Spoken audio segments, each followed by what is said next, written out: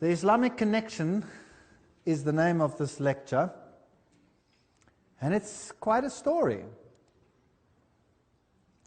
The Islamic religion is huge today, and it has some very fascinating features. It's a very exclusive religion. Nobody from the outside is allowed in.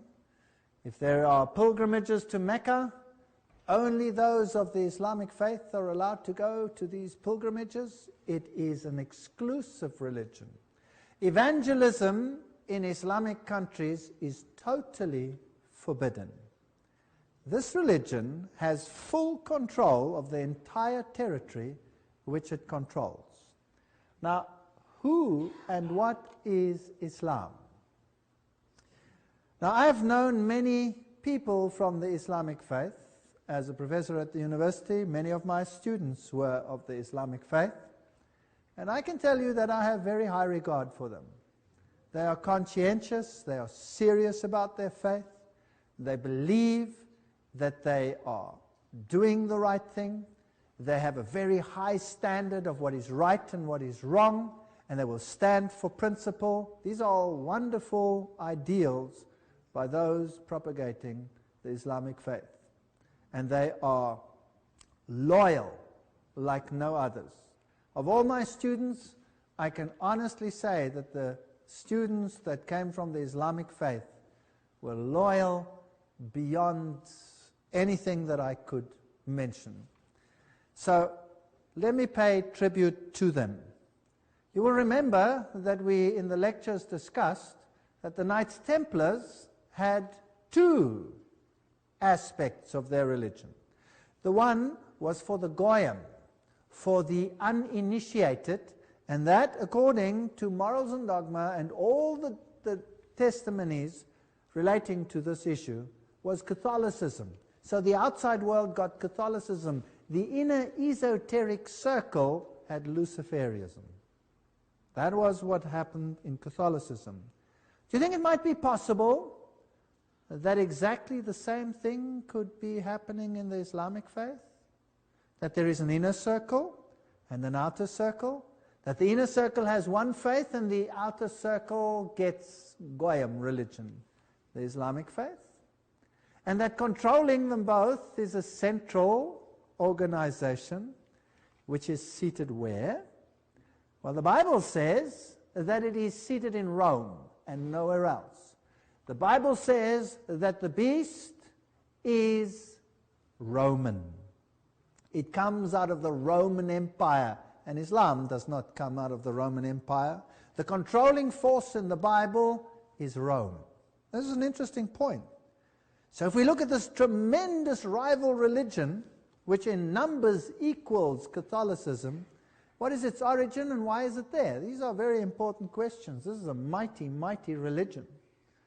And millions of people make the pilgrimages to Mecca, where they worship at the shrine of Mohammed. What a privilege it is for them to make the pilgrimage. There's another religion which also propagates pilgrimages, and that is Catholicism. So you have pilgrimages to Lourdes and the Marian sites and to Fatima. Pilgrimage is a symbol of the great pagan religions of the past as well. Now, who was Muhammad? Muhammad Mustafa was born in 570 AD and he died in 632 AD. He fled to Medina in 622 AD after Khadija's death. Now, who was Khadija? Muhammad married Khadija when he was 25 and she was 40 years old.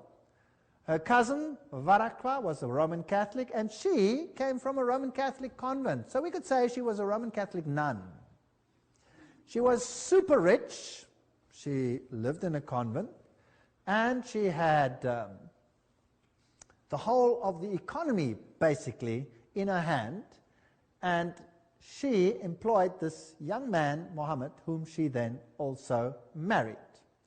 Muhammad marched on Mecca in 630 AD, 2 years before he died, and 4 years before Omar became Caliph, and the Quran was compiled in 650 AD, and Muhammad, who couldn't write himself, had a scribe to write down what he saw and what he heard, And the Quran is different, apparently, from all other religious writings because it was a directly dictated book.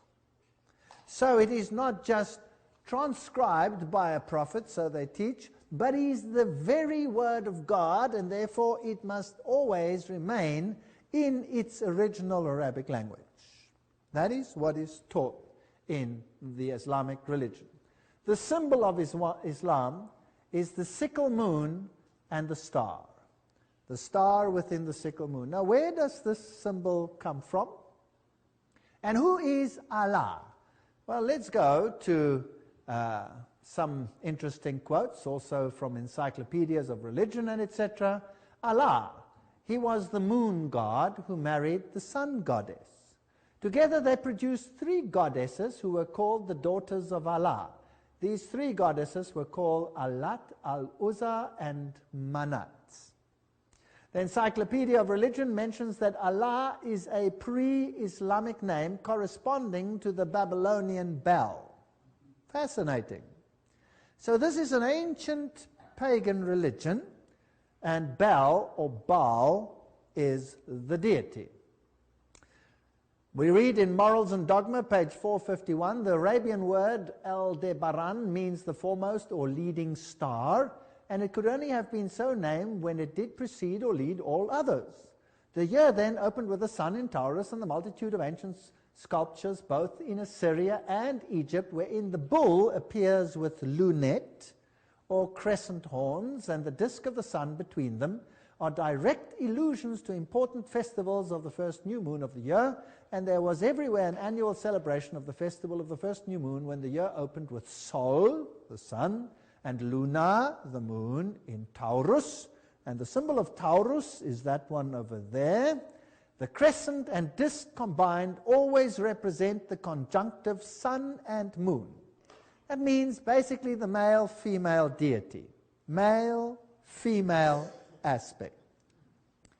Well, it was worshipped, as we see over here, adoration of the celestial cow, Mehet Veret, there's the all-seeing eye, the eye of Osiris. Here are the horns, there is the disc in the horns, and it also represented the plunging of the sun god into the womb of the mother to be born by Isis.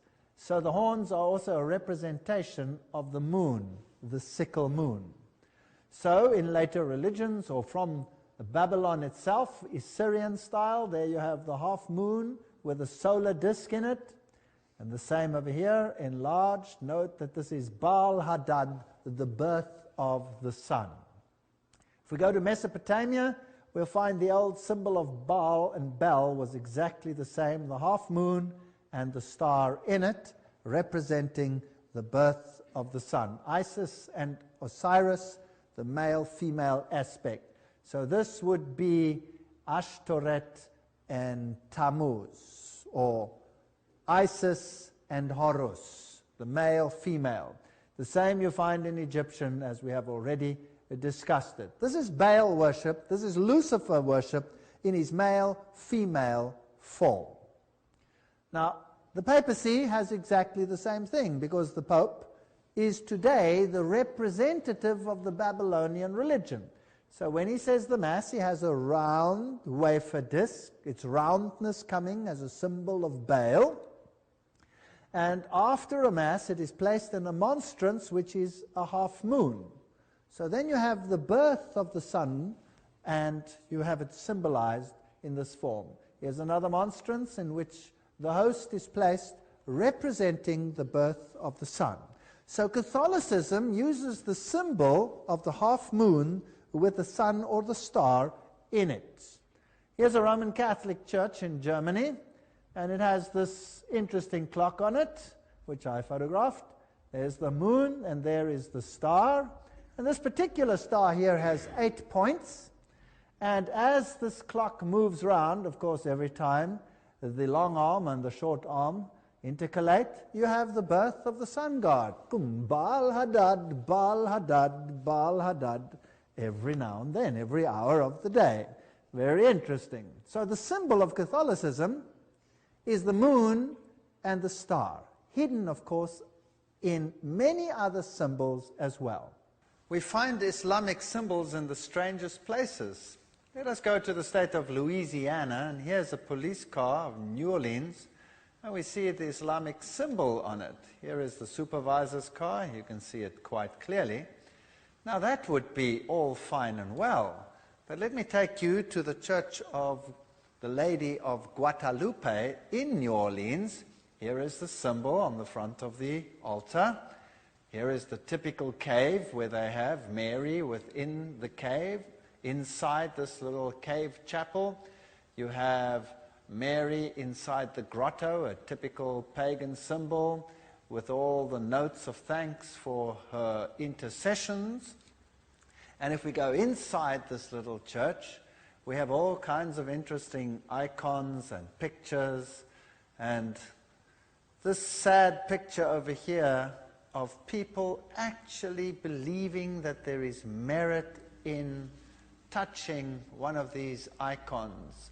If only we could reach people and tell them that Jesus is available everywhere in the world and we can speak to him directly.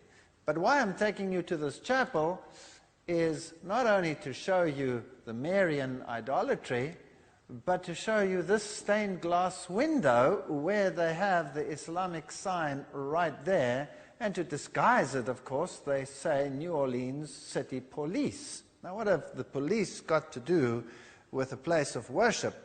Surely this is just to bring this symbol in under a pretext.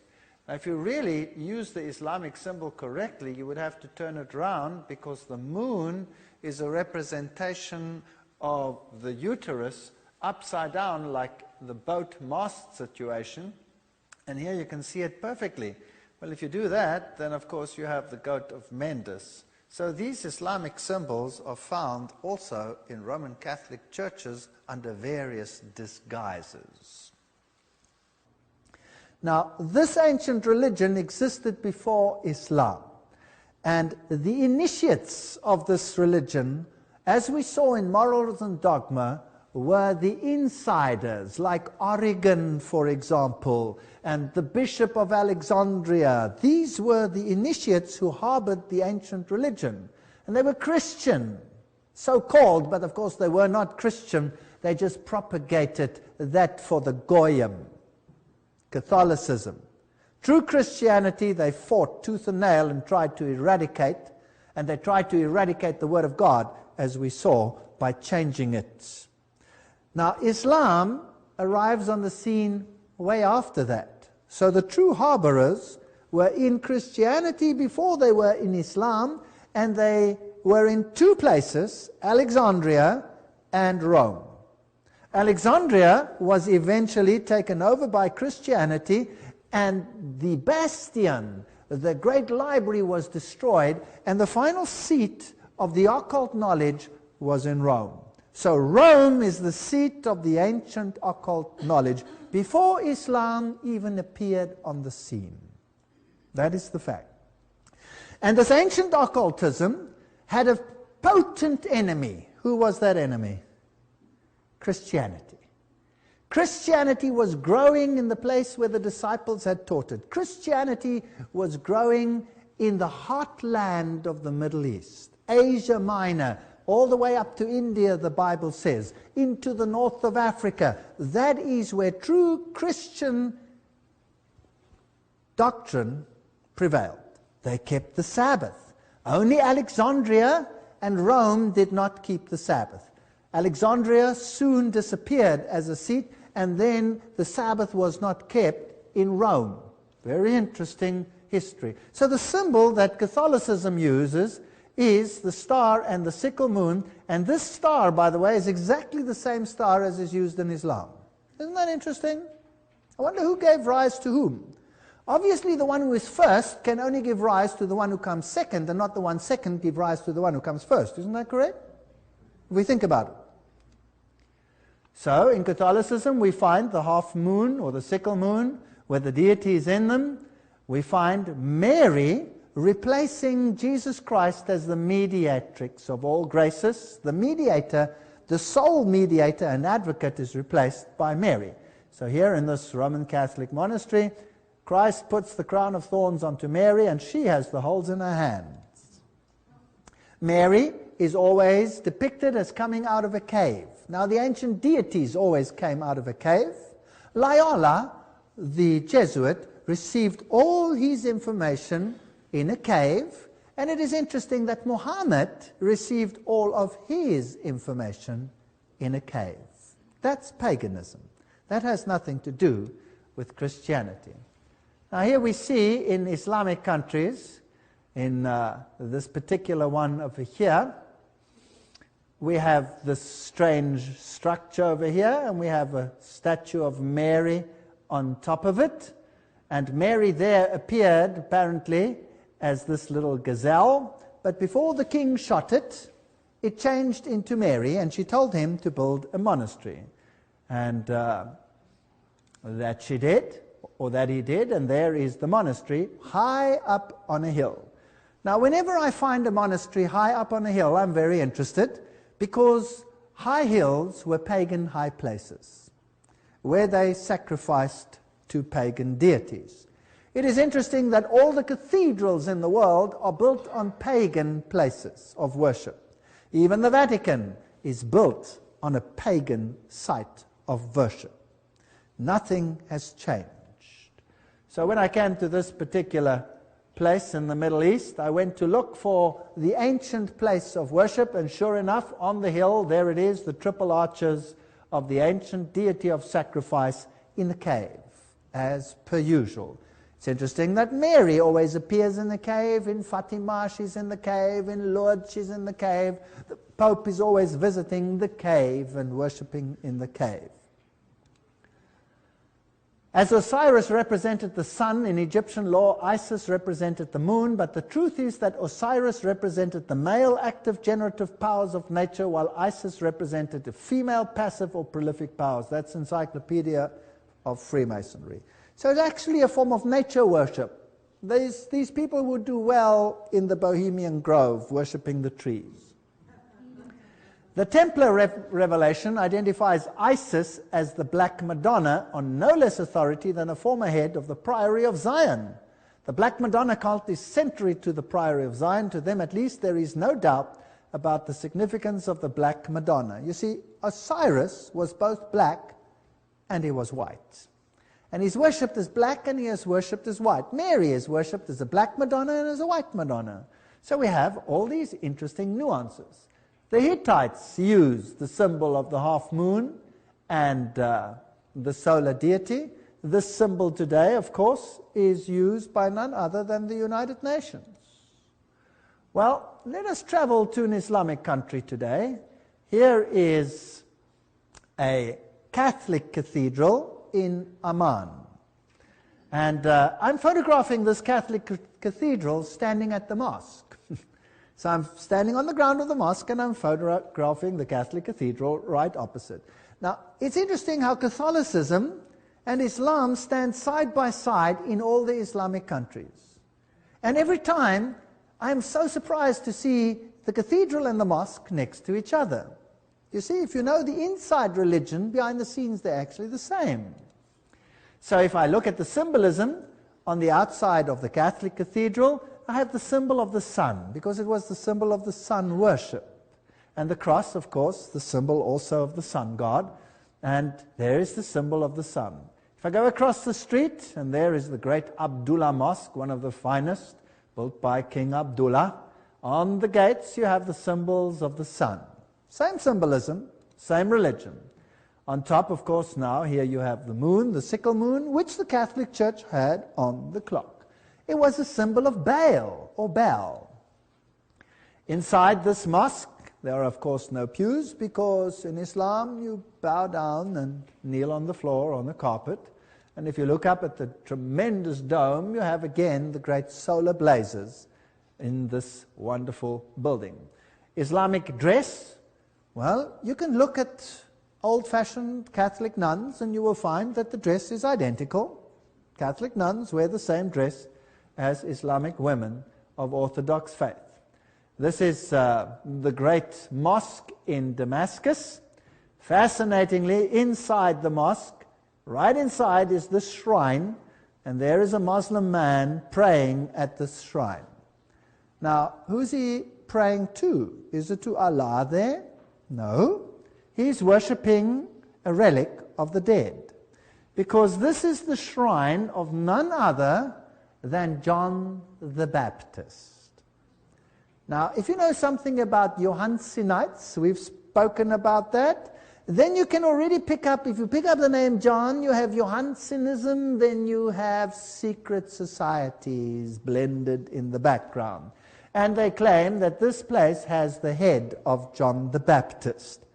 So an Islamic shrine in Damascus, this is, by the way, the oldest mosque, the most illustrious in that country, has this head. Fortunately, the Roman Catholic Church has a shrine with the arm of John the Baptist. I always say, if they carry on, they might be able to put him together again. I don't know. So it is the same form behind the scenes. Inside the mosque, the women are not that important. They are relegated to the side. The men get the central positions. They are praying there with beads. In Catholicism, you pray with beads. You pray with rosaries. And Islam is a very solemn religion. Just some of the sounds in this great mosque.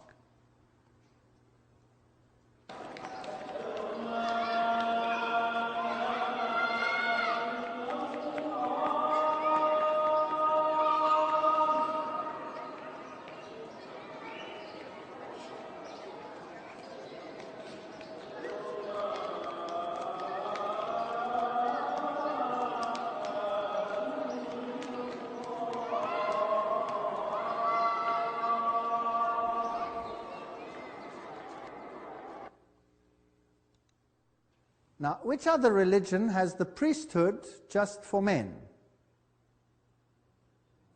The Roman Catholic Church is exactly the same, and here you have the same position in the Islamic world.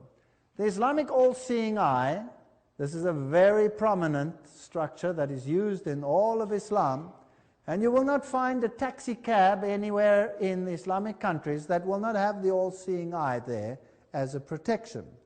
Of course, it's used in Catholicism as well, and it's on the US dollar and all these interesting places. There's, of course, the Eye of Hathor, the Eye of Osiris, on an Egyptian temple. There it is, on a Roman Catholic pulpit. Another one on a Roman Catholic cathedral. Masonic author Carl Claudy writes, this is one of the oldest and most widespread symbols denoting God. We find it in Egypt, in India. The open eye of Egypt represents Osiris. In India, Siva is represented by an eye, and the Encyclopedia of Freemasonry says the all-seeing eye is an important symbol of the supreme being borrowed by Freemasonry from antiquity. On the same principle, the Egyptian represented Osiris. So, Islam uses the symbol, Catholicism uses the symbol. I'm just showing you some comparisons. To the ancient Egyptians, the right eye symbolized the sun, the left eye the moon. So there you have, again, the two aspects of the sun god. Bailey then goes on to mention, this is Alice A. Bailey, that the eye of God is Shiva or Siva, the destroyer. Remember, Shiva is the Indian god who is the equivalent of Osiris. Shiva is also a synonym for Satan.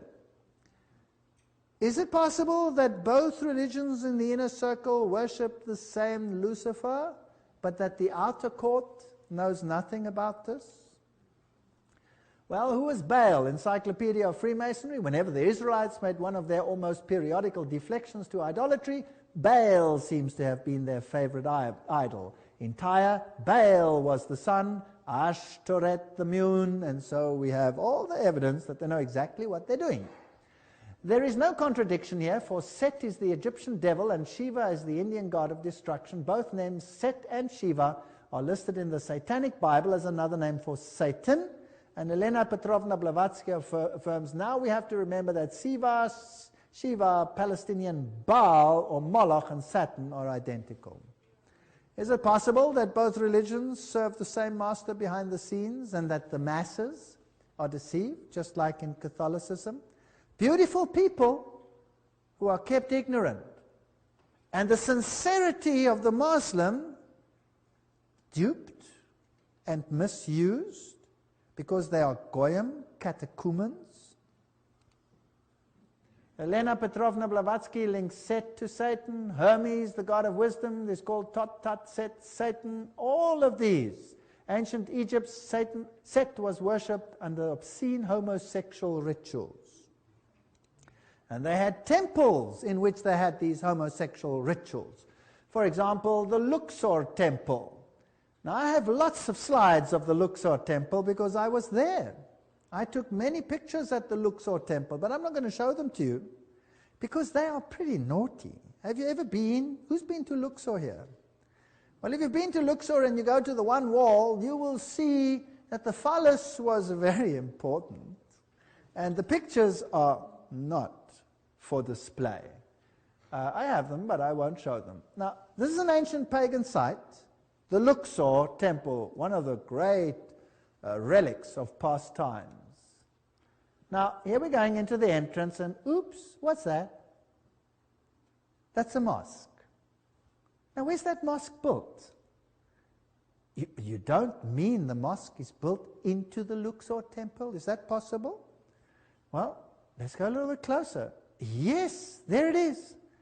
It's in the Luxor temple. What does that tell you? If you had to build a Christian church today, would you go and choose the ancient pagan temple of Baal and build your church right in it? Yes or no? No, of course not.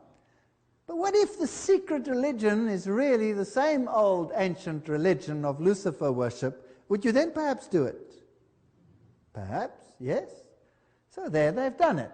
It's built into that temple. Amazing. On the ruins. Now let me take you to the temple of Baal, which is in another country, in Lebanon. And there it is. And on the Baal site, which is the same deity, by the way, what is that? That is a Roman Catholic place. A Roman Catholic church, on the same site. There is the cross, there's the temple of Baal. Why build it on the same site? Why have the same rituals? Catholicism does it, Islam does it. Do you think they have an agenda? And if we go into the great Catholic places, this is the place where Mary apparently ascended. Here is the great cathedral in Jerusalem. On the floor, you have the solar circle with all the signs of the zodiac, which, by the way, God forbids. God forbids. And this is the place where Mary lay, and then she ascended, of course, to heaven. She didn't stay dead there. On the floor, you have the pagan symbols.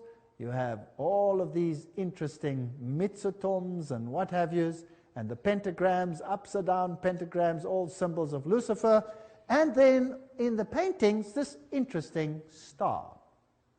This is actually two squares, one inside the other, and that is how the pagan deities were represented very often, either as triangles, one within the other, or as squares, one within the other.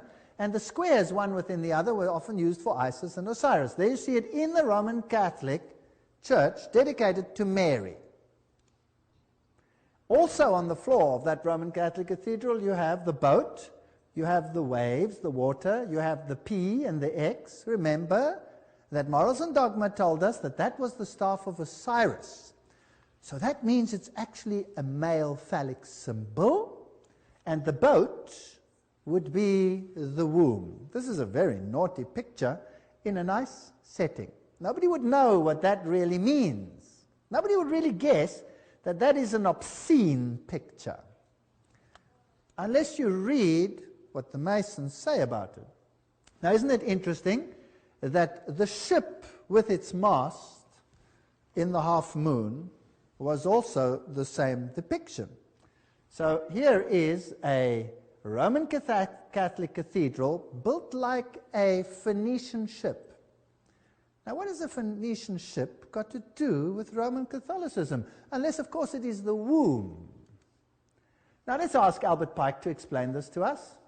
Albert Pike writes that Isis and Osiris, the active and passive principles of the universe, were commonly symbolized by the generative parts of man and woman, The Indian lignum was the union of both, as were the boat and mast, and the point within the circle, all of which express the same philosophical idea of the union of the two great causes of nature, blah, blah, blah, blah. So, we're still on track here. We find this in the Roman Catholic Church.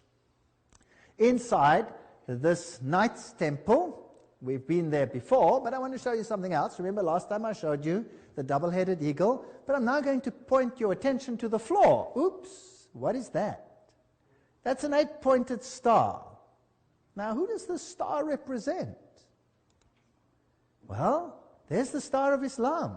Isn't that interesting?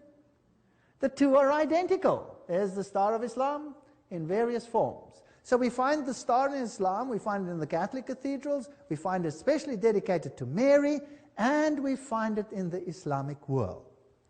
Now, how does the star come into existence? It's simply a square within a square, and there you have it.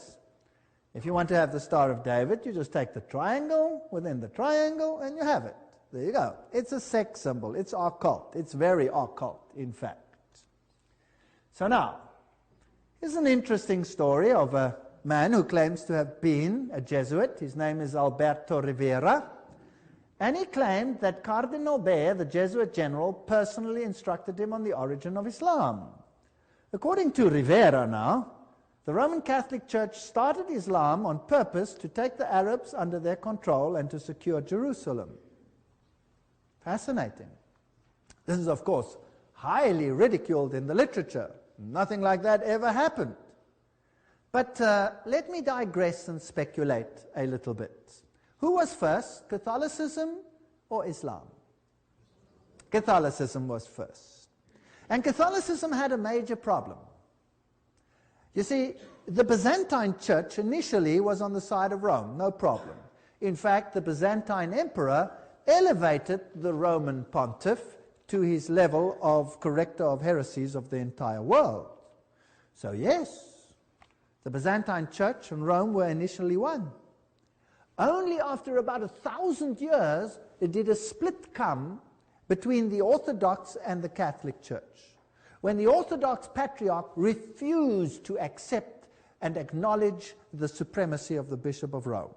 And then war broke out between these two groups and has been waging since after the Russian Revolution.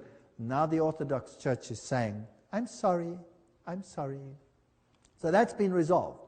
But in the first few hundred years of Catholicism's rule, what was the main problem of Catholicism?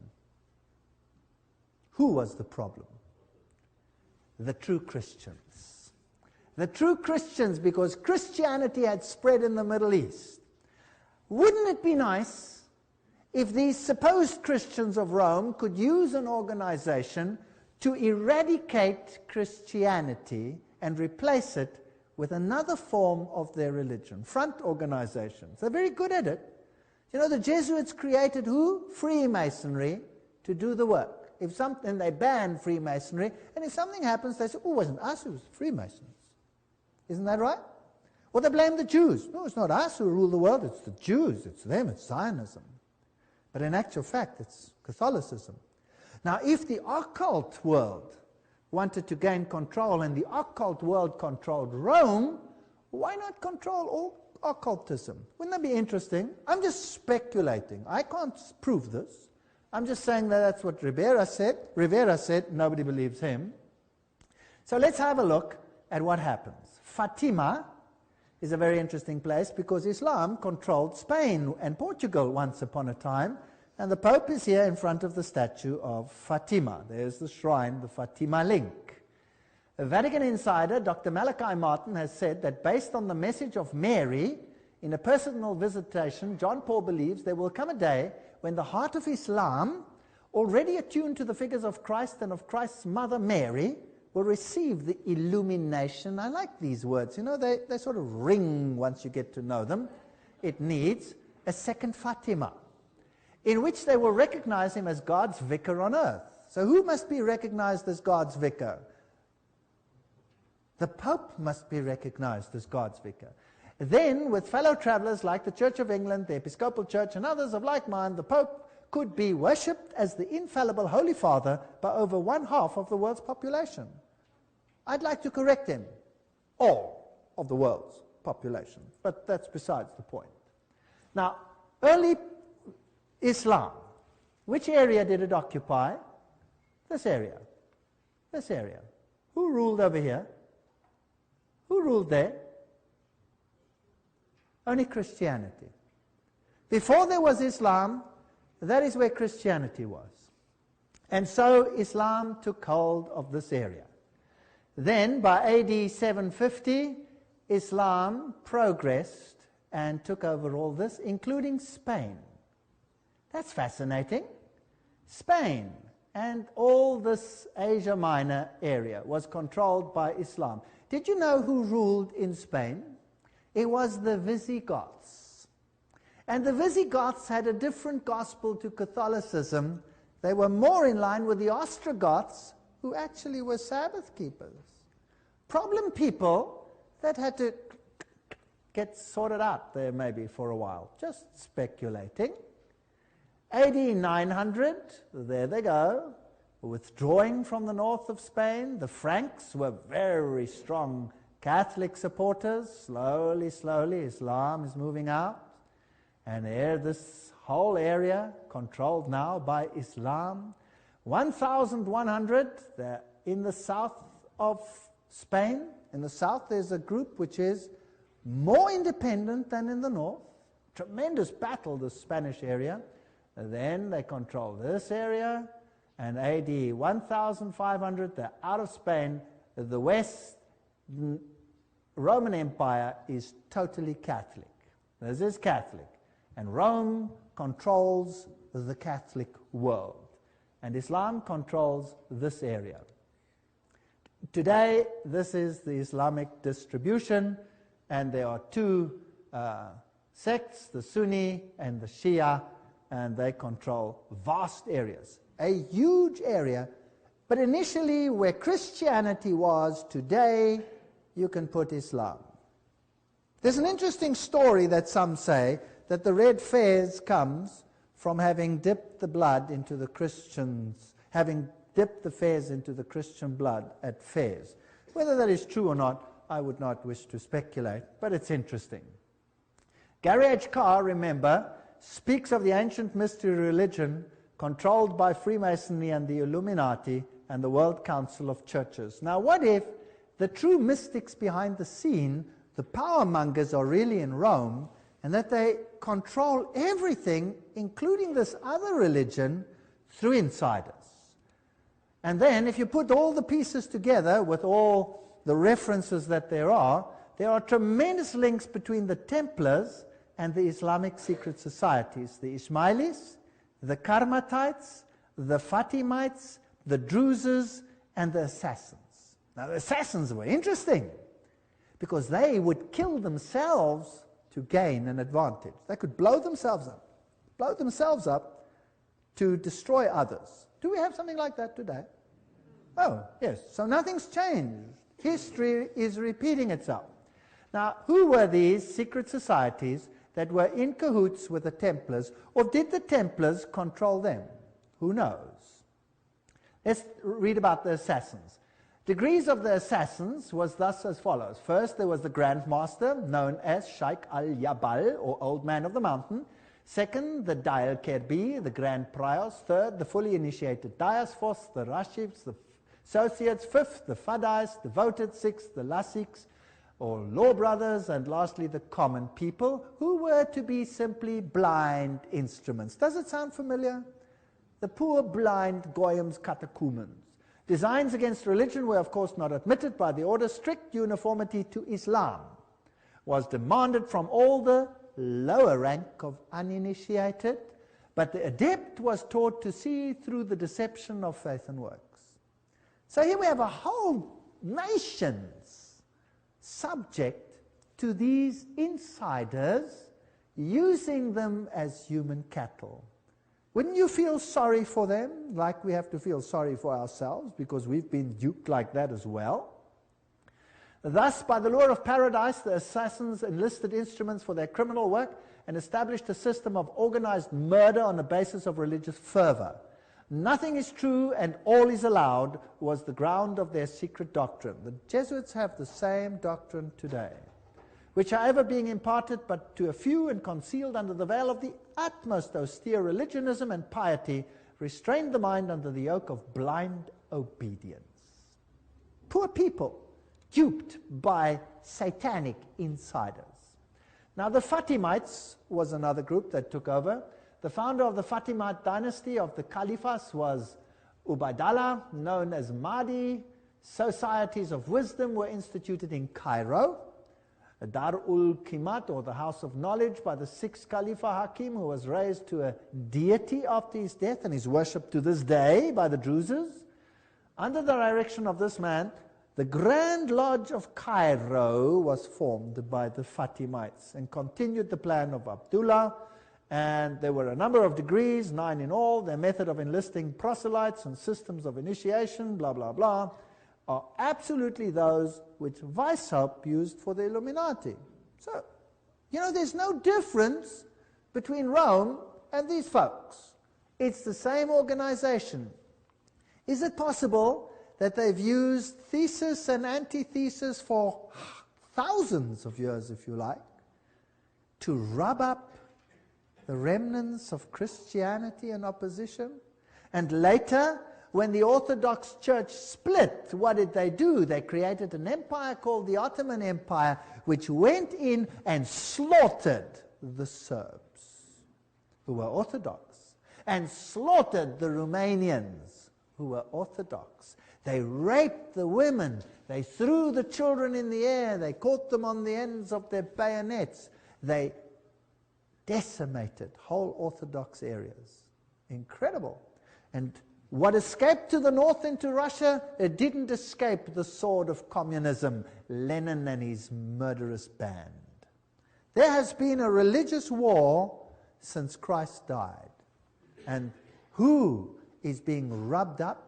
The souls of men. So here are the men of Islam. Who are these insiders? Who are these ayatollahs? Should the world be afraid? The world is meant to be afraid. Are you with me? So you have thesis, you have antithesis. In the world wars, they said, communism is the threat. You are supposed to be afraid, so that you will accept any changes that are necessary to meet the threat. Now, they're using this as the next threat to create the synthesis that they want. They're going to rub up two religions against each other: Christianity, Judeo-Christian culture, Islamic culture, rub them up and destroy each other until what is left? Synthesis. And then you have one world religion, and Lucifer rejoices because he's king. Isn't that what Albert Pike said, what he was going to do? Wow. So who are these so-called men of Islam? Well, I had this man down on the screen long before he was fingered as a 33-degree Freemason. I said he was going to be super terrorist number one, and they'll probably never catch him. They haven't caught him today. Who knows if he's still alive? We'll talk about him tomorrow. The Bible is an indispensable part of the furniture of a Christian lodge. You remember this text? I showed it to you earlier. It comes from Morals and Dogma, only because it is the sacred book of the Christian religion. The Hebrew Pentateuch in a Hebrew lodge and the Quran in a Mohammedan one belong on the altar. And one of these, and the square and the compass properly understood, are the great lights by which a mason must walk and work. Which one? Obviously not the Bible, because Morals and Dogma itself says it hates that Bible. Didn't it say that? We read the quotes. And they changed it all. And the Hebrew Pentateuch, well, that is the Bible. So which one is left? Which one's left? By elimination, the Quran is left. Now, the Quran as such, or rightly understood? Probably rightly understood. Why? Because the Quran directly demotes Jesus Christ. It's the book that directly demotes Jesus Christ, whereas the others had to be modified to adjust to the insider to demote Jesus Christ. Are you with me? Now let's have a look at this. This gets fascinating. The deadly deception. James D. Shaw was a 33-degree Freemason, and he was at an interesting ceremony where a very high preacher, very prominent preacher, his first name's Billy, by the way, was also there at his initiation ceremony. But that's another story. 33rd degree, Knights Commander of Court of Honor, past Worshipful Master, Blue Lodge, past Master of all Scottish Rite bodies. That's what he was. He was a 33-degree Freemason. And he explained some of the rituals. The deadly deception, James D. Shaw. 33rd degree initiation ceremony. The oath is sealed by drinking wine out of a human skull. May this wine I now drink become a deadly poison to me, as the hemlock juice drunk by Socrates, should I ever knowingly or willfully violate the same. We've done this before. I'm just bringing it to perspective. A member dressed as a skeleton places his arms around the candidate, who then states, "And may these cold arms forever encircle me, should I ever knowingly or willfully violate the same." So that's the 33-degree initiation ceremony. But there is another one. Each of us was presented, along with the Scottish Rite ring, a copy of Albert Pike's book, Morals and Dogma. So you get that when you get to the 33rd degree. We were told that it was the source book for Freemasonry and its meaning. We were also told that it must never leave our possessions, and that arrangements must be made so that upon our deaths it would be returned to the Scottish Rite. Fortunately, I didn't have to go through the process, but I have one. I have one. Very useful. Now, what's this got to do with Islam? Now, this is the highest degree of Freemasonry. What happens there? The deadly deception. The Scottish Rite includes 29 degrees beyond the Blue Lodge. Culminating in the 32nd, the York Rite has the equivalent of 29 degrees of the Scottish Rite in advancement along the path that culminates in the degree Knights Templar. So the York Rite culminates at Knights Templar, and the other one is the 32nd degree in the Scottish Rite. Okay? In addition, the shrine. Ancient Arabic order, nobles of the mystic shrine, is available to 32nd degree Masons and Knights Templar who wish to participate. So the highest order is available. Those of the highest order can become Shriners. Now the Shriners are an Arabic order, and this is for Protestants. And this is where the plot thickens. Do you think there is a link between Shriner Freemasonry and Islam, Christianity and Islam? Well, I think there just might be.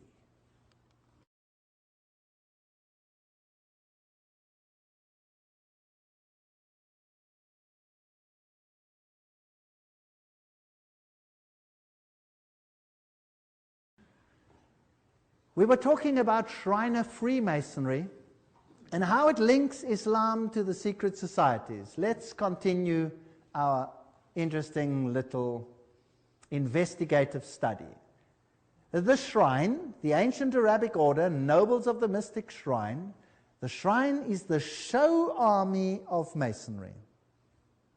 Maintains a very high profile. It is necessary to be a 32nd degree Mason for 6 months before being eligible to join the shrine. Only the highest Freemasons may join the shrine. Now these are most of the prominent Americans, by the way. All the big prominent Americans march through New York as the Shriners in their masquerades. Now, the shrine is in the name of Allah. Did you know that? So here the Christians, of so-called Christians of the 32nd degree, who now know already that they worship Lucifer, come to the shrine with the Quran on the altar. Now the Bible's gone. When you reach the highest level of Freemasonry and you become a Shriner, the Bible's gone. We sealed our solemn oath in the name of Allah, the God of the Arab, the Muslim, the Mohammedan, the God of our fathers. Wow. Is Allah the God of our fathers?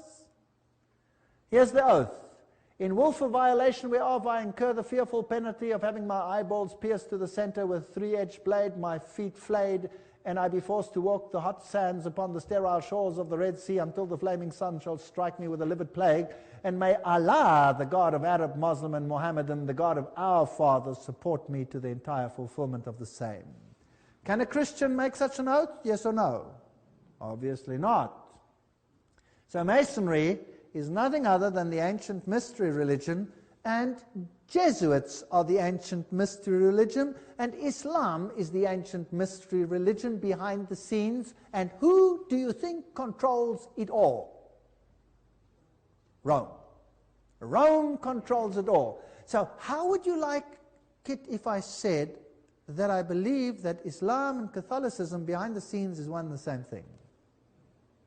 Have you noticed that Catholicism never complains about Islam not allowing evangelism? Because it suits their purpose. It's already Catholicism. But when evangelism is done in non-Islamic countries and it draws Catholics away, whoo, then you have huge drama. Isn't that interesting? Those are double standards which are hard to understand unless you look behind the scenes, where you have all these Egyptian rooms and the Syrian rooms. And here is a Masonic lodge, the Freemason Lodge meeting in Cairo. President Gamal Abdel Nasser, President Nasser, 1954 to 17, Anwar Sadat, 1970 to 1981. They were all members of the AEO, the Ancient Egyptian Order, and of the ANOMS, the Order and the Arabic Nobles of the Mystic Shrine. So, isn't it interesting that they're all working together behind the scenes? This is all a joke.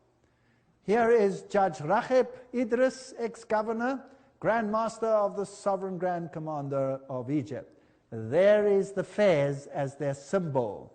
This is a Mason himself who showed me in Lebanon that most of the high Muslims were all Masons. He himself was a high Mason. Anyway, Masonry. Let's go to this Masonic temple in Oklahoma, and what do we see? Aha! We see a fez, and we see Arabic symbols, and we see a fez, a fez, a fez, a fez, and of course, Musla, Muslim, Allah. So Freemasonry at the highest level worships Allah, who actually directly is Set, symbol of the moon and the star. Well, Arthur Edward Waite says Babel represented a Masonic enterprise. Now, what does this mean? Now, let's get a little bit deeper into the story. We've seen that before as well, the Tower of Babel. Now, that's what the Tower of Babel looked like, supposedly. Notice that it is built as a spiral. These are all the representations that you find in the literature. There's another representation of the Tower of Babel. Notice the spiral way in which it goes up to the top. There's a whole host of them. Spiral, spiral, spiral, circular. Here's a strange one, but they're all spirals. Most of them probably look like that. So that was a Masonic enterprise. Now, isn't that interesting? Let's look at this picture again. In an Islamic country, Mary on the spiral, standing on top. Here we have Holy Mary, Queen, circle with a dot in it. Do you remember what Albert Pike said that was? That was the generating principle, like the ship and the mast. Same thing. They use that symbol for Mary. Oh, here's another place. Can you see that over there? There she stands. This is in southern Africa, on the spiral. What is this? That's the Tower of Babel. There we see it from the front. This one over here in Lebanon. I took this one myself in Lebanon. There she is, on top of the Tower of Babel. So who's going to be queen of the new Babylon? Mary. But who is Mary? Mary is Isis. Is she? Here is this church where her figure is, with this Phoenician ship over there. There you can see her silhouette through the window, and there's the painting of her. She is the queen of Babylon. Let's ask Blavatsky whether this is so. Secret doctrine. It is mankind which has become the serpent of Genesis, and thus causes daily and hourly the fall of sin, celestial virgin, which thus becomes, the celestial virgin, which thus becomes mother of gods and devils at one and the same time. She is the ever-loving, beneficent deity to all those who stir her soul and heart. That's the secret doctrine. She says, Lucifer is divine and terrestrial light, the Holy Ghost and Satan at one and the same time. So, Satan, Mary, one and the same thing. In Blavatsky's work, Isis Unveiled, she says Isis, the Egyptian, had the following: Holy Isis, universal mother, mother of gods, mother of Horus, Nate, mother soul of the universe, virgin, sacred earth, mother of all virtues, illustrious Isis, mirror justice, sacred lotus, sister of Astarte, moon, queen of heaven, model of all mothers. Isis is a virgin mother. Then she continues, in Hinduism, same thing. It's Holy Nari, Mariamma, interesting. Mother of perpetual fecundity, mother of the incarnate God, mother of Krishna, eternal virginity, all the same features all the way through. Then we go to Isis, Roman Catholic litany of the virtues. Same book. This is secret doctrine. At least Isis Unveiled. Holy Mary, mother of divine grace, mother of God, mother of Christ, virgin of virgins, morning star, very interesting, mystical rose, queen of heaven, all the same titles. Isis Mary. Now notice this is Isis Unveiled. This is Helena Petrovna Blavatsky speaking herself.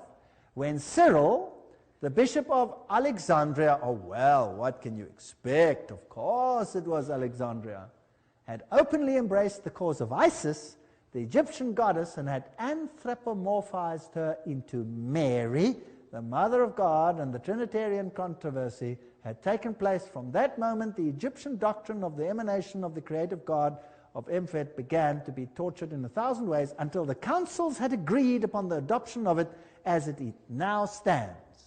So there you have it. There it is. The Bishop of Alexandria made Isis into Mary. So it's the same old worship. So if you go into a Roman Catholic cathedral or a Roman Marian shrine, here I've photographed one in Europe. This is recent. I took this 5 weeks ago. This is brand new. It's nice to have some new slide. Prayer to the star of the sea. Oh Mary, star of the sea. Who is the star of the sea? Who is the god of the sea? It was Poseidon. It was Osiris. Oh, dear mother, I now come to thee with greatest confidence. The many miracles which had happened, fill me, poor sinner, blah, blah, blah. Thou, O sweetest mother, O amiable star of the sea, do not let me go away from here without being heard, etc., etc. Thou canst help me, for thou art mightiest after God. I just put that in for the Goyim. They actually believe it is God. Here's this famous Pius, the same one who catapulted Adolf Hitler to power, 1950, Dogma of Mary's Ascension to Heaven. And here is the dogma. We declare that the most blessed Virgin Mary in the first moment of her conception was, by the unique grace and privilege of God, in view of the merits of Jesus Christ, the Savior of human race, preserved intact from all stain of original sin.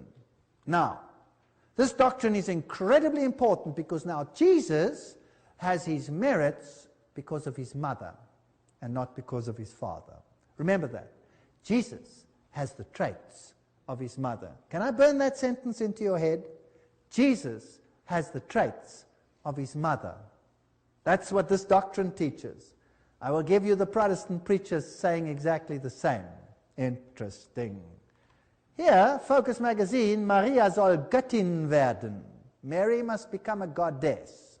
Surely the Catholic Church would not permit Mary to be openly called goddess? Weibliche Gottheit? Female goddess? Absolutely, why not? Millions of US Catholics want a godly Mary. Cardinal John O'Connor and also Pope John Paul II, a great Marian honorer, are not averse to the idea. There you go. Mary is God. Of course she's God to the insiders because she is, as Blavatsky said, what? Lucifer. She's Lucifer. All right. That's why in the King James Version we read in Genesis 3:15, and I will put enmity between thee and the woman, and between thy seed and her seed, and it shall bruise thy head, and thou shalt bruise his heel. Not even the RSV has dared to change that. Genesis 3:15, I will put enmity between you and the woman, and between your seed and her seed. He shall crush your head, and you shall bruise his heel. But the Catholics don't like it like that, because the Douay-Rheims online Bible, which is the Jesuit one, says, I will put enmities between thee and the woman, and thy seed and her seed, and she shall crush thy head, and thou shalt lie in wait for her heel. So now Mary is the one who crushes Jesus. It's the other way round. And now, here's a photograph of a Marian appearance in Zaitun, Egypt. So the Muslims are looking this, and here's a fascinating book, Queen of Rome, Queen of Islam, Queen of all. So do we have the same religion here? Let's just check this out. Let's take the Roman Catholic website, Hearts are, Roman Catholic doctrine regarding Mary. This is their doctrine, not me speaking. The one holy Catholic and Apostolic Church, as led by the Bishop of Rome, successor to Peter, the first Pope, has always venerated the Blessed Virgin Mary, including her sinlessness. The Church follows Scripture, especially the New Testament, which she herself compiled as perfectly as she follows her tradition. For behold, henceforth all generations shall call me blessed. Luke 1:48. Then, this is still their paper. This is what the Catholics are writing. It is no surprise that the woman would triumph over the red dragon, for Scripture says so at the very beginning. Refer Genesis 3:15, which states, and all will establish a feud between thee and the woman, between thy offspring and hers, and she is to crush her. Which one are they quoting? Which one are they quoting? The Catholic Jesuit one. Wow! Fascinating stuff. Let's continue. Same webpage. To Mary, the woman of Scripture and mother of men, who keep the commandments and hold fast to the truth concerning Jesus. Oh, that's an interesting statement. That comparison will make such fun as we get a little bit later into Revelation. The Church applies the beautiful words of wisdom, she, the glow that radiates from eternal light, she, the untarnished mirror of God, because Mary is full of grace. The Church, through Pope Pius, has declared her as conceived immaculate, without sin. Very important. Mary has become known as the Immaculate Conception as a result of the apparition at Lourdes in 1851. She is immaculate. Jesus is sinless just because of her, not because of God, because of her. The Immaculate Conception, or the Immaculate Heart. Catholic Cyclopedia, Book 6, makes it clear that heart in the biblical sense means the inner person. Therefore, the Catholic Church says, bishops united them, consecrate the world to the Immaculate Heart. The whole world has been consecrated to the Immaculate Heart.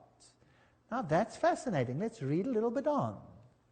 This exceptional importance is further confirmed by Mary herself when she appeared at Fatima. Now we have an interesting link.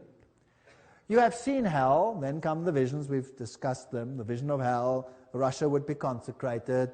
Pope John Paul II, she didn't mention his name, but he's the one who will suffer, so they said is the third one. And all the world will be dedicated to her Immaculate Heart. Mary further proclaims that Russia will be converted, and then you have this whole story. The world will be saved by Mary's children, those who are devoted to her Immaculate Heart. This is fascinating stuff. Now, let's read an article on the same webpage, Catholic webpage, by none other than the famous Catholic Bishop Fulton Sheen. And see if we can get something from this. In an article, Mary and the Muslims, found in the Mincenti Report, pages 1 to 3, Cardinal Mincenti Foundation considers this exceptionally important. The good bishop says, the Quran, which is the Bible of the Muslims, has many passages concerning the Blessed Virgin. First of all, the Quran believes in her Immaculate Conception and also in her virgin birth. Her virgin birth. Please note, her virgin birth. Have you got this? She was immaculately conceived, and the mother of Mary was sterile. So who is now the Savior counterfeiting Jesus Christ? This one. What an affront. The third chapter of Quran places the history of Mary's family in a genealogy which goes back through Abraham, Noah, and Adam. When one compares the Quran's description of the birth of Mary with the apocryphal gospel, Who says the apocryphal Gospels must be accepted as canonical? Who says that? The Vatican said that at Council of Trent. Okay, the birth of Mary, one is tempted to believe that Mohammed very much depended upon the latter. You see, Mohammed was married to a Roman Catholic nun, the whole family was Roman Catholic, and he received his doctrines straight from the pits of the bottomless pit. That's what the Bible says. So this doctrine started spreading. And they used Islam first to counteract Christianity, later on splitting it up to get rid of the enemies of Christ, or to get rid of Christ's followers, and then to get rid of all the enemies of Rome. Both books describe the old age and the definite sterility of the mother of Mary. Isn't that fascinating stuff? Joseph inquired how she conceived Jesus without the father. Mary answered, "Do you not know that God, when he created the wheat, had no need of seed," etc.? The Quran has verses of the Annunciation, Visitation, Nativity. Angels are pictured accompanying the Blessed Mother and saying, "O Mary, God has chosen you and purified you and elected you above all the women of the earth." Do you see the links? Who created who? Did Catholicism create Islam, or did perhaps Islam, you think, create Catholicism? Can't be, because Catholicism was there before Islam. Same doctrine. There is such a strong defense of the divinity of Mary here in the Quran, in the 4th book, attributed to the condemnation of the Jews, to their monstrous calumny against the Virgin Mary. Now it gets even more exciting. So, the bishop says, the two largest religions in the world believe in the fervent devotion to Mary and hold her virtues in very high esteem. And they say the Muslims and the Catholics comprise 2 billion people. Together, well, we're in control. And all we need then is the Orthodox Church. They also have this. It is true, too, that there are large numbers of Protestants who hold Mary in great favor. Give up your religion, folks. Join the club, or else. We'll see. The great Mother Teresa made this point when she summed up the matter in simple and forthright words. No Mary, no Jesus. Isn't that interesting? Wow. Okay.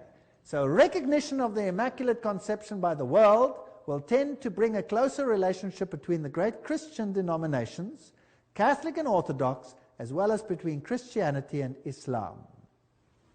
So what is the synthesis they want? A union of the religions.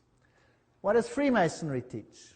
Well, Jesus, the son of Joseph, the Lord, the Messiah, and the apostles, and after these, Mohammed, the son of Abdullah, with his law, which is the law of Islam, and the disciples of truth followed the law of Islam. The what? The disciples of truth followed Islam. When Christianity had grown weak, profitless, and powerless, the Arab restorer and iconoclast came like a cleansing hurricane. Wow! The faith of the Arab had become stronger than that of the Christian. This is the true Christian. So Islam is nothing else than Catholicism winning over or defeating Christianity. The Gnostics made a soul descend and ascend through 8 heavens, and each of which were certain powers, blah, blah, blah, morals and dogma. And then notice what Morals and Dogma writes about. In the ancient doctrine, certain genii were charged with the duty of conducting souls to the bodies destined to receive them. Now, you've heard about the genie in the bottle, haven't you? Arabian Nights, rub the bottle and whoo-hoo, here comes the genie. Now, what are these genii? Now, notice that Freemasonry speaks about genii. This is interesting. It gets exciting. I love this detective work. It talks about a familiar genius. Have you heard of the word genius? It comes from genii. Now, what are these genii are the media of communication between man and the gods. Have you got that? This is what Morals and Dogma, Freemasonry says. The genii communicate between man and God. The Jesus Christ of Islam is different to the Jesus Christ of the Bible, and we'll tell you why in a moment. 1 John 22, who is a liar? But he that denieth that Jesus is the Christ, he is Antichrist, that denieth the Father and the Son. We saw how the Catholic scholars changed the Bible to remove Jesus as the sole Savior. Now let's look a little bit further. Let's go to the Quran. Now it gets tantalizingly interesting. Here is the Quran. Salman Rushdie, remember that affair? When he wrote the satanic verses, he said there were some strange verses in the book, and wow, there was big trouble on his head. He said, at least two early Muslim scholars, Ibn Sa'd and an anonymous Persian historian, have related a legend which explains the origin of a group of apparently contradictory verses in the Quran, the so-called satanic verses. Surah 53, 19 to 20 reads, have you thought about Al-Lat, Al-Uzza, and the third, Manat? These are these female deities, remember? The other goddesses. Satan is supposed to have interfered here with the transmission of the holy word to Mohammed and tricked him into saying, you can pray to these too. Well, later he corrects it, but the seed has been planted. And through the archangel Gabriel, this was then corrected. That was basically the story. Now let me take you to the Quran. This is the Holy Quran with Arabic text, transliteration in Roman script by M. Abdul Halim. This is the international Quran. This is not written about the Quran. This is the real McCoy. I have it. And this comes straight from the explanation by the top theologians on the Quran itself. This is the international version that is used in the United Nations. Let's see what it says. Revitalize humanism. Islam is the message of the Quran. It is perfect and a practical religion of equality, liberty, and fraternity. Where have you heard those words before? French Revolution. Submission to the Supreme Being. Islam also insists upon the fundamental unity of all revealed religions in origin. That's what Freemasonry also teaches.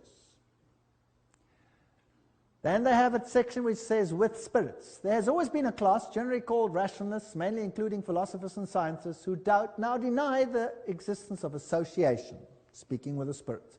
While on the other hand, those usually called spiritualists, mostly including saints and savants and psychics, feel sure of spirits and spiritual experience. At one time or other, much fraud was practiced in the name of spiritualism, and etc., etc. But the Quran affirms the reality and approach between the two old parties is already in sight. So the Quran says spiritualism is fine. What does the Bible say? It's satanic. Leave it alone. Angels. Angels have their own shapes, usually carrying wings. They are formed of light. They are capable of easy transformation. And it gives a whole description of angels.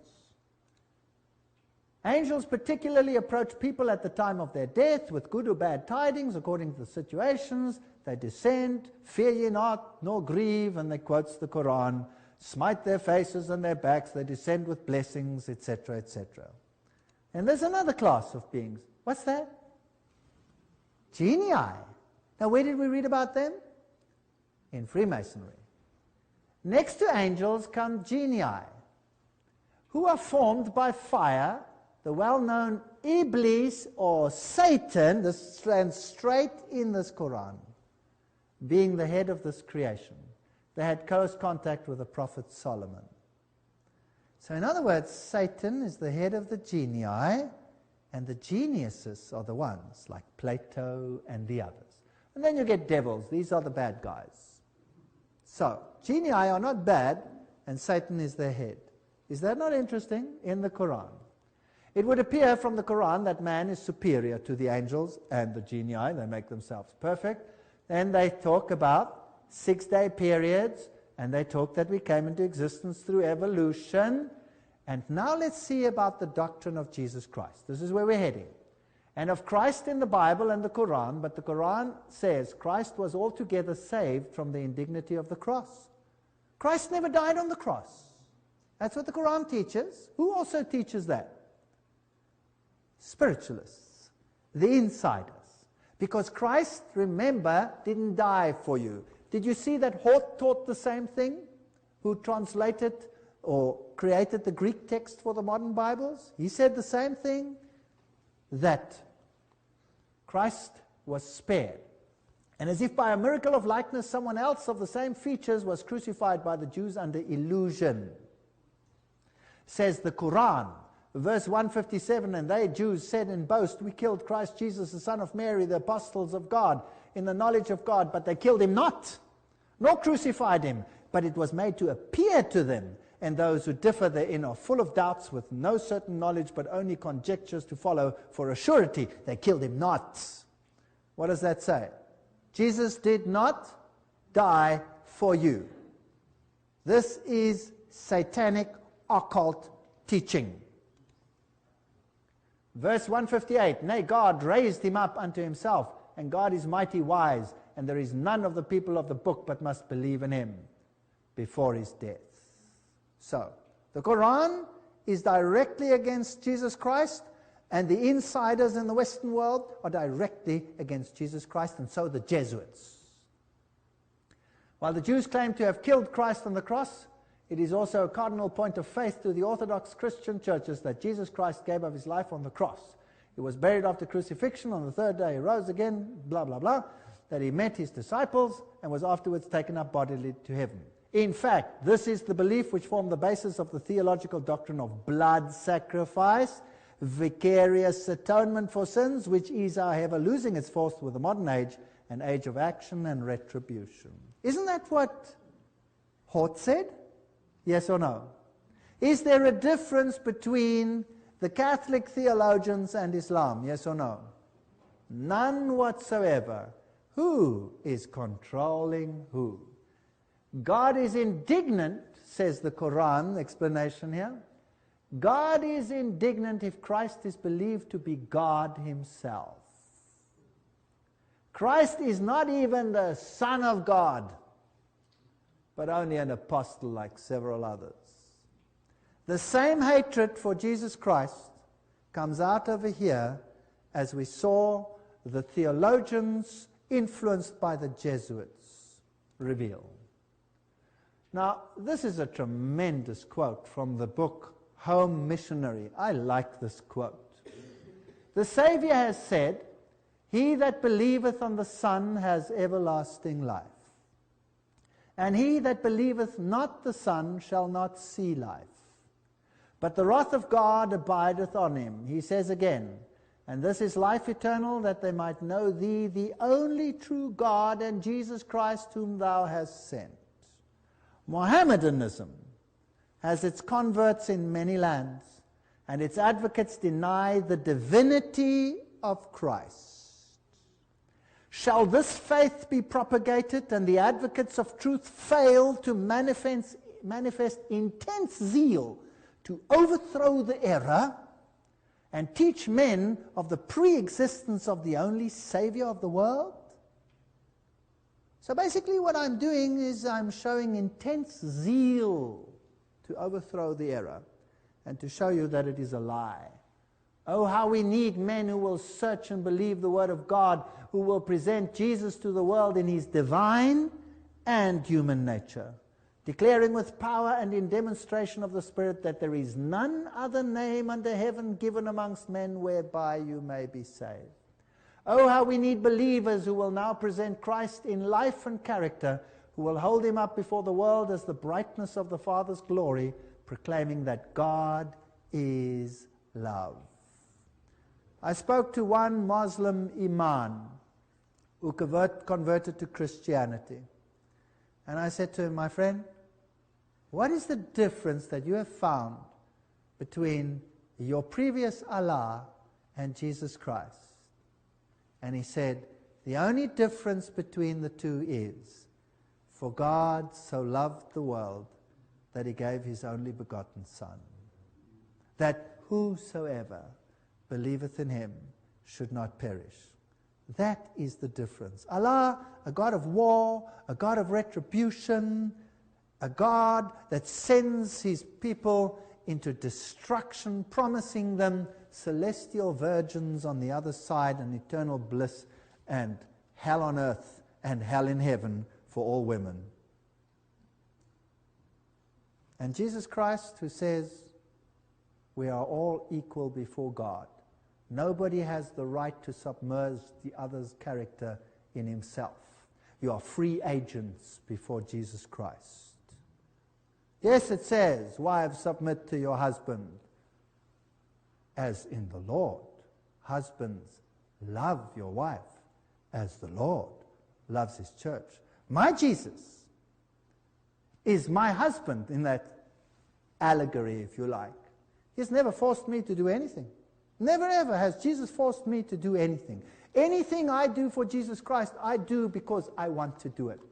If I want to say to him, goodbye, I'm off.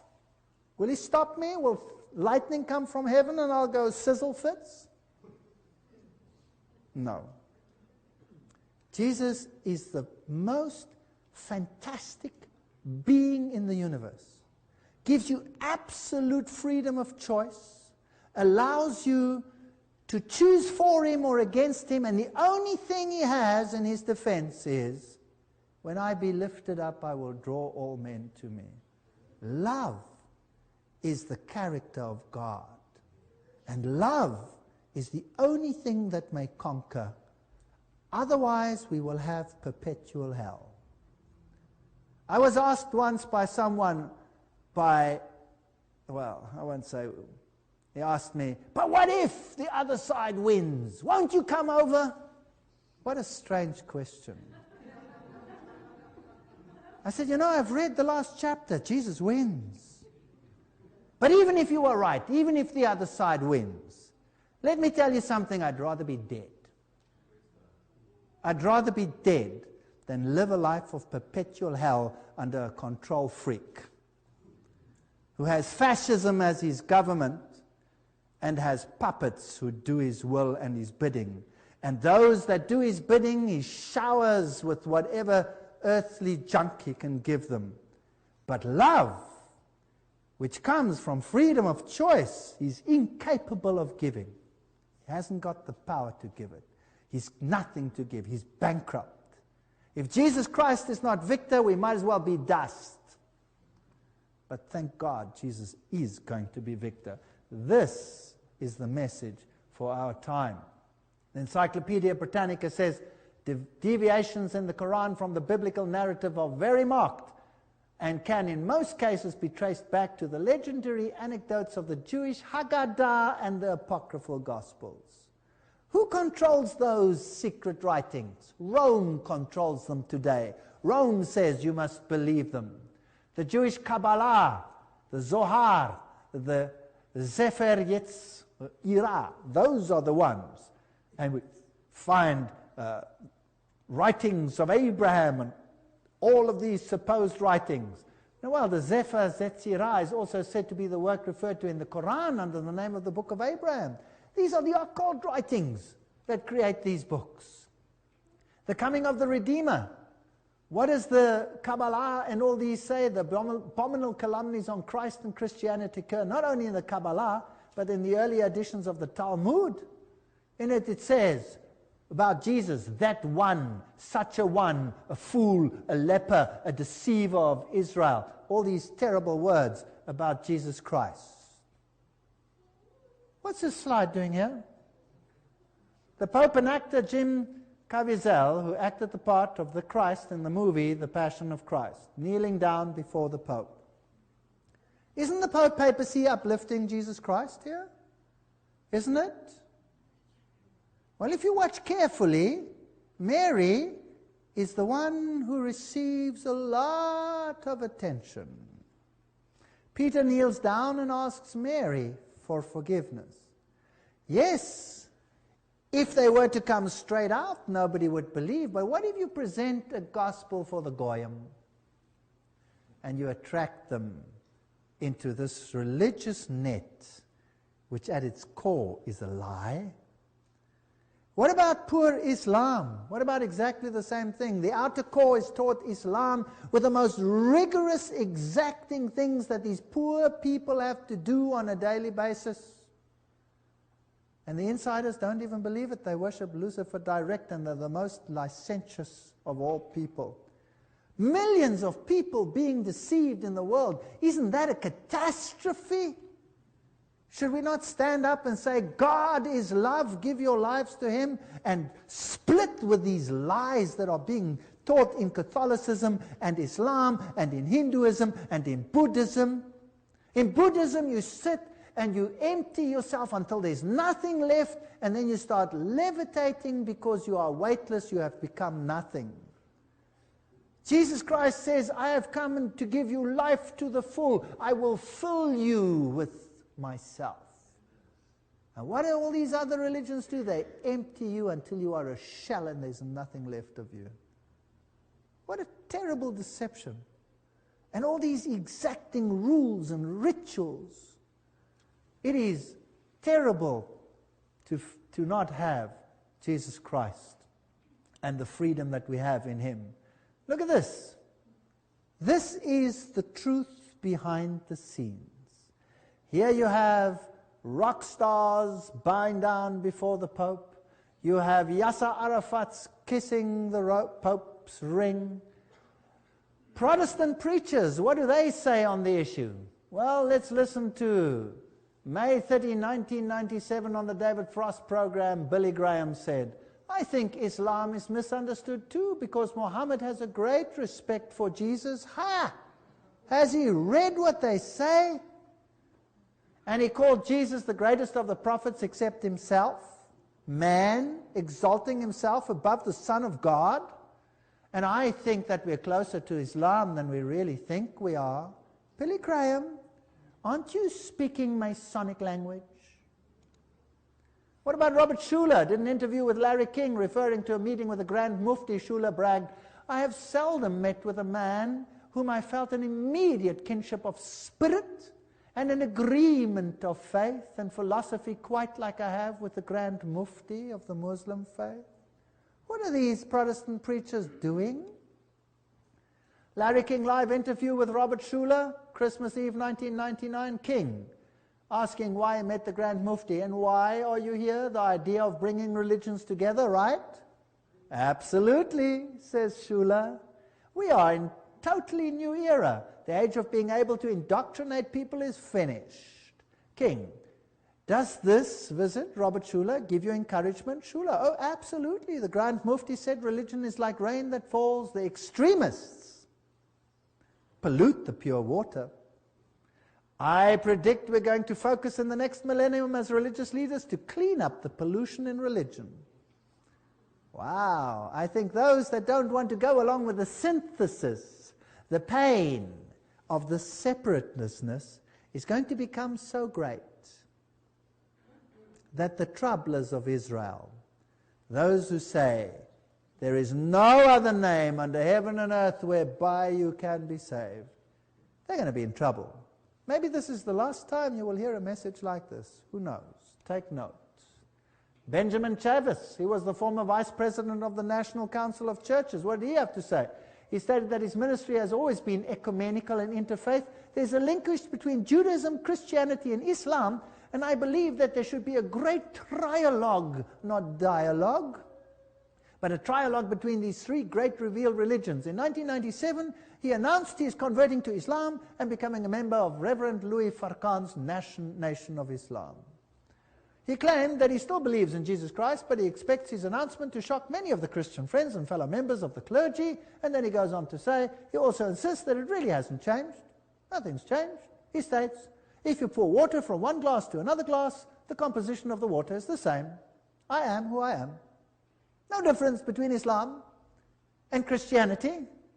Of course, if you're an insider, there won't be a difference because you're both worshipping at the same shrine. The God of Judaism is the God of Christianity, is the God of Islam. Sorry, not in my case. My God died for me. They say he didn't die for me. They've got a different one. What's that? The Pope kissing the Quran? Yes. Here's the photo of the Pope at the end of the audience with the Patriarch Raphael of Iraq, where the Pope bowed to the Muslim holy book, the Quran, presented to him by the delegation. Of course, I have numerous slides for you where the Islamics come and bow down before the Pope. Catholicism, from the beginning, has controlled Islam.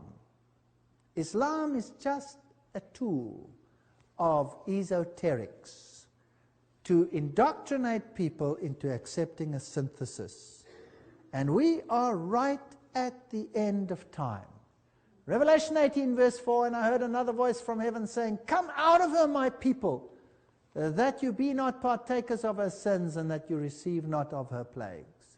I believe there are many, many people in Islam who will see the light, who will see that they have been deceived, just as there are many, many Catholics who will see the light, that they have been deceived. I myself was a Roman Catholic.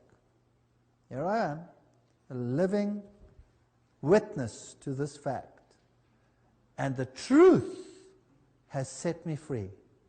What a privilege it is for me to pray to my Lord direct.